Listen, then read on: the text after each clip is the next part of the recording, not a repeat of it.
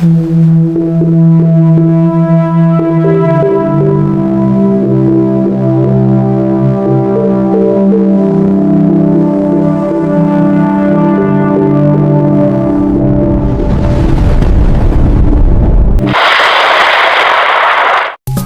araw po sa inyong lahat. Narito na po ang pinaka-latest nating update sa magiging lagay ng panahon ngayong araw ng Sabado, ikapito ng Marso taong 2026.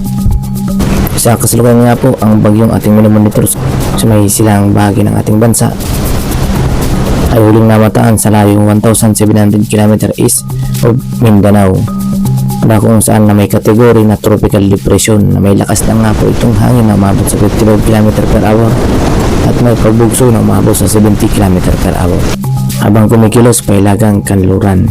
At base nga po sa ating satellite image na kung saan nagdadala nga po ito na maulap na paborin na may mga pag-ulan sa ating seaboard sa may labas ng ating Philippine Area of Responsibility at sa loob ng ating Philippine Area of Responsibility. Samantala, hindi pa rin naman ito gaano nakaka-apekto sa may silang bahagi ng ating bansa. Ngunit pag-iingat pa rin po natin ng ating mga kababayan sa mga biglaang posibilidad ng mga localized thunderstorm.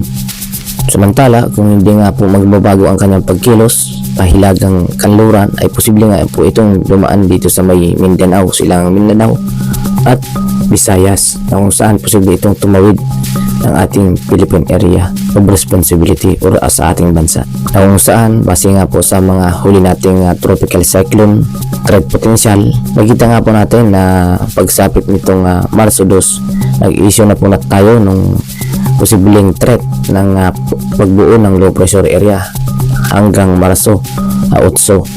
Nakasalukuyan na nga po itong namumuo sa may labas ng ating Philippine Area of Responsibility at ganap ng bagyo. So ito po yung posibleng pumasok o dumaan dito sa may silang bahagi ng Mindanao patungong Visayas. At base nga po sa climatological track sa buwan ng Marso, ang bagyo nga po ng ating mga minomonitor ay posibleng dumadaan dito sa may silang bahagi ng Mindanao patungong Visayas. At posibleng nga rin pong pakanluran at lumihis nga po o papasok lang sa ating par at lumapit dito sa may silang bahagi ng Visayas at Mindanao bago tuluyang lumihis ng ating bansa.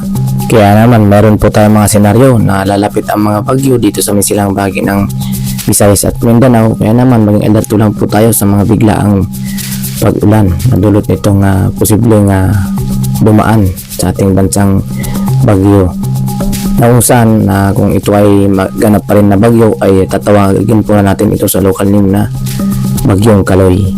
At para naman sa maging lagay ng panahon dito sa may Luzon, asahan pa rin po natin ng mga karanas ng maulap na paborin na may mga kalat-kalat ng mga pag-ulan dito sa may Batanes, and then including Babuyang Group of Islands, again Valley Region, Isabela. Dulot pa nga rin po yan ng hanging amihan na siyang nagdadala ng mga pag-ulan dito sa may nasabing area.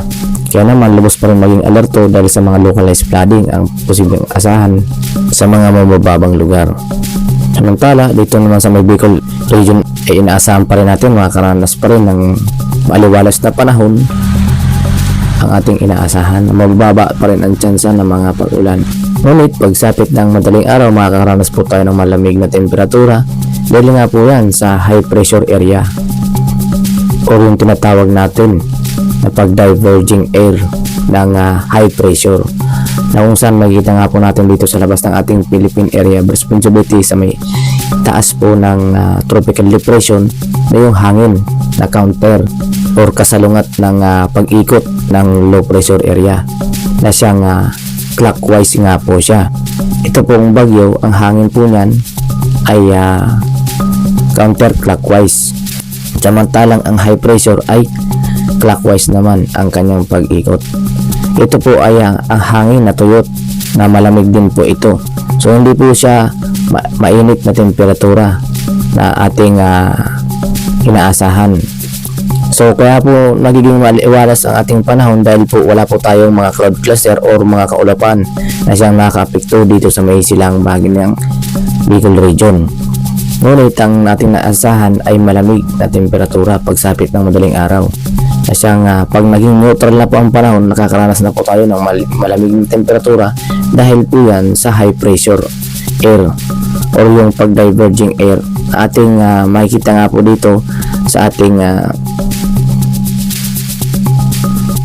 image, nakita nga po natin na pababa nga po yan ang hangin. Ito po ay tuyo, nagkakaroon ng high pressure yung ating atmosphere na tuyot na hangin na siyang nakaka-apekto naman dito sa may silang bahagi ng Bicol region, na kung saan ito nga po inaasahan po natin na ito ay anti-cyclone nga po ito kung tawagin, dahil kung ito ay nakaka-apekto dito sa may silangang bahagi ng Luzon, hindi bahagyang aakyat ang mga bagyo o low pressure dahil ito ay kasalungat ng hangin dahil sa pag-diverging air nito or pababa yung kanyang sirkulasyon ng hangin na tuyo. So malamig po yan, nagaling po yan sa may silangang bahagi naman ng Japan.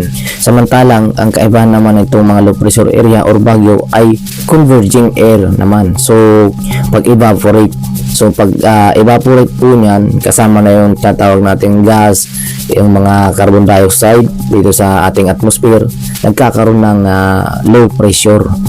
Yung pag low pressure niya po ay pag taas naman yan ng mga element ng like na gas and then mga air, and then kapag nagsanib po ito, nagkakaroon ng cloud cluster.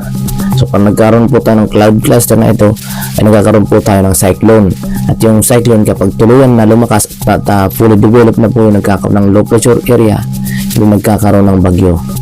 So sana malinaw po sa inyo ang kaibahan ng high pressure and then low pressure and then nagiging bagyo.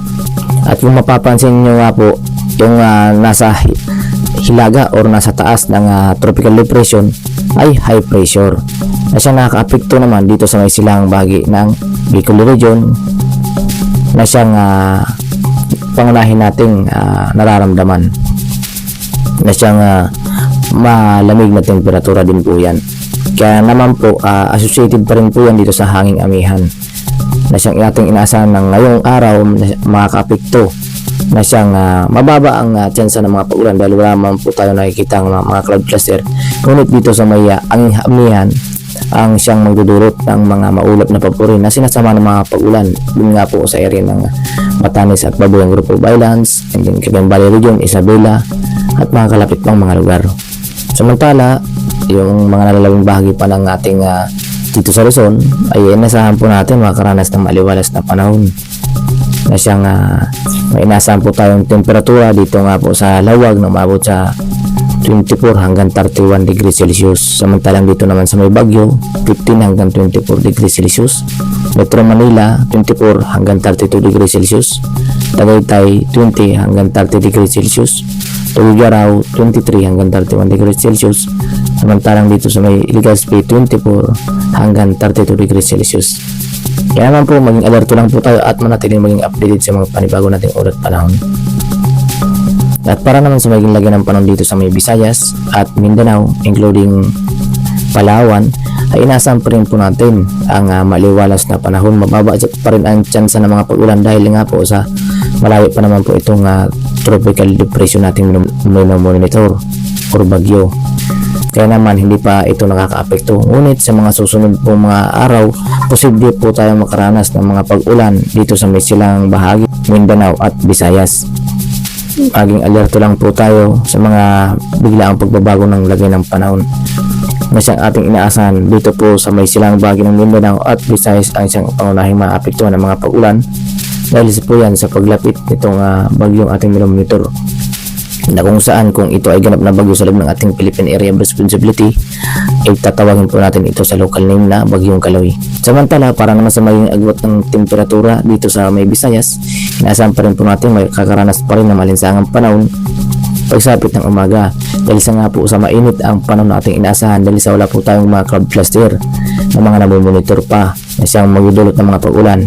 Kaya naman may inaasahan po tayong agwat ng temperatura dito sa may Tacloban na umabot sa 24 hanggang 32 degrees Celsius. Samantalang dito naman sa may Cebu, 26 hanggang 32 degrees Celsius. Samantalang dito naman sa may Iloilo, 26 hanggang 32 degrees Celsius.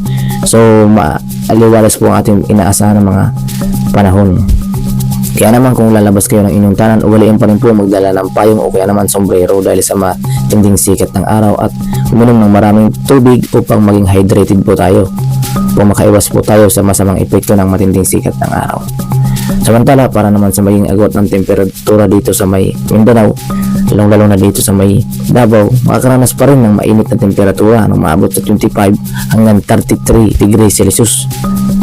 Samantalang dito sa may Cagayan de Oro naman, umabot sa 25 hanggang 32 degrees Celsius. Zamboanga, 25 hanggang 33 degrees Celsius din na siyang inaasahan natin mainit na panahon ng ating inaasahan.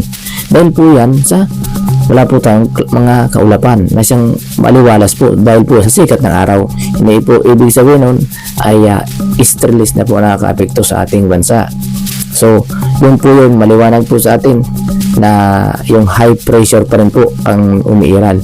So, dahil sa Marso parang po ngayon ay ano pa po tayo ng malamig na temperatura. So, kung ating pakikiramdaman pagsapit ng gabi ay neutralize na po, so wala po tayong epekto ng easterlies. So dapat po kung talagang mayroon po tayong easterlies, so dapat makakaranas na po tayo ng mainit na temperatura. So pero pag madaling araw na po, makakaranas na po tayo or pagsapit ng gabi ay neutralize, nakakaranas tayo ng malamig na temperatura. Kaya wala po tayong easterlies na nakakaapekto sa kasalukuyan. Samantala dito naman sa may Palawan, ang pinakaagot ng temperatura 25 hanggang 32 degrees Celsius dito sa may Puerto Princesa. Samantalang dito sa may Kalayaan Islands, 26 hanggang 31 degrees Celsius ang ating inaasahang agot ng temperatura. At para naman sa maging lagay ng panahon dito sa may ating karagatan or ating seaboard, sa kasalukuyan nga po may nakataas na nga po tayong gale warning na kung saan umaabot sa 4.5 metro ang taas ng mga pag-alon dito sa may area ng Batanes, including Babuyang Group of Islands, Ilocos Norte, at sa mga nalalabing bahagi ng Ilocos Sur or sa Hilagang Ilocos Sur. Kaya naman mapanganib po ang pumalaot sa mga nasabing area dahil po inaasahan po natin may mga mataas na mga pag-alon na mapanganib po sa ating mga malalayag sa ating seaboard. Samantala sa mga nalalabing bahagi ng ating seaboard, may inaasahan rin po tayong moderate to rough sea condition, lalong-lalo na dito sa may seaboard or sa malayo po sa Pangpang, sa may silang bahagi ng Luzon, Visayas at including Mindanao, na kung saan posible pa rin ang umabot ng 3.8 ang metro ang taas ng mga pag-alon, isang mapanganib pa rin sa ating mga may maliliit na sakyan pandagat. Samantala dito sa may kanluang bahagi ng ating bansa, may inaasam po tayong slight to moderate ang magiging lagay ng mga pag-alon na malaya pa rin mga paglalayag ng ating mga kababayang mga isda sa mga nasabing area or sa may mga slight to moderate ang lagay ng mga pag-alon. Ngunit maging alerto pa rin po dahil sa mayroon po tayong mga banta ng paglakas ng hanging amihan na siyang nakakapekto dito sa may hilaga ng ating bansa. Isang mapanganib sa ating mga kababayan. Kaya lalong tataas po yan sa mga susunod pang bugso. Kaya naman maging alerto lang po tayo. Kaya po dito sa may hilaga ng ating bansa, huwag po muna kayong pumalaot dahil mapanganib pa rin ang pumalaot dito sa nasabing area. At yan nga po ang pinaka-latest nating update sa magiging lagay ng ating plan ngayong araw ng Sabado, ikapito ng Marso taong 2026. Ingat po tayong lahat at manatiling maging alerto para makaiwas po tayo sa mga biglaang pagbabago ng panahon at makaapekto sa ating bansa at para maging updated po tayo sa ating ulat panahon. Paki-like and subscribe and don't forget to share guys para marami po tayong maabisuhan mga kababayan. Ingat po tayong lahat and God bless us all.